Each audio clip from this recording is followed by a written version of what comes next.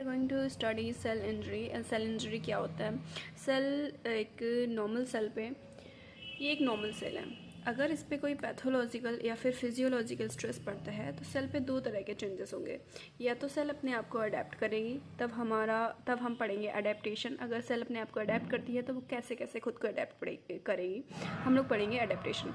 और दूसरा होता है सेल में इंजरी हो जाएगी कम्प्लीटली, वो अब इरिवर्सिबल सेल इंजरी हो जाएगी, मतलब वो ख़त्म ही हो जाएगी सेल, अब वो अपनी पहले जैसी कंडीशन में वापस लौट नहीं सकती है। ठीक है, so here we cell injury results when cells are stressed so severely that they are no longer able to adapt. Okay, अब है कि ये एक normal flow chart.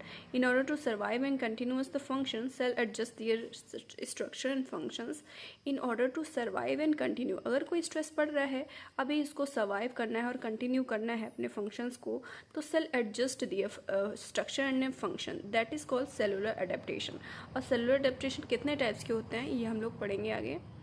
C 5 types of cellular adaptation 5 types का होता है। पहला है हाइपरट्रॉफी, दूसरा हाइपरप्लेशिया, तीसरा एट्रोफी, मेटाप्लेसिया एंड डिस्प्लेसिया।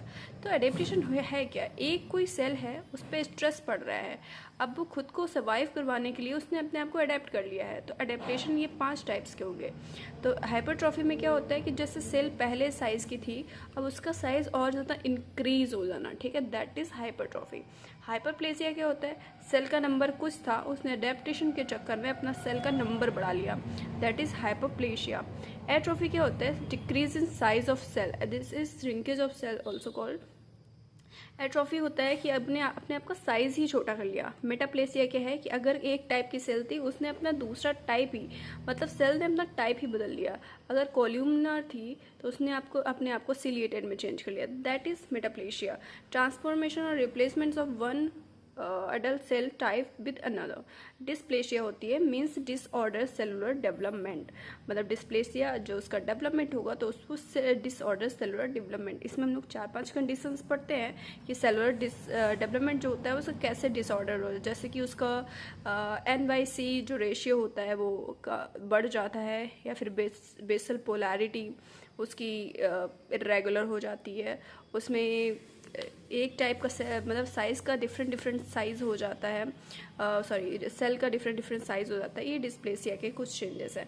अभी इसको ऐसे देख लेते हैं थोड़ा सा फिगर के थ्रू। जैसे कि ये देखिए, सेलुलर अडेप्टेशन टू स्ट्रेस, हमने एट्रोफी में बताया था कि सेल का साइज जो है ना वो छोटा हो जाएगा, और ये हाइपरट्रॉफी में बताया था सेल का जो साइज़ है वो बड़ा हो जाएगा। और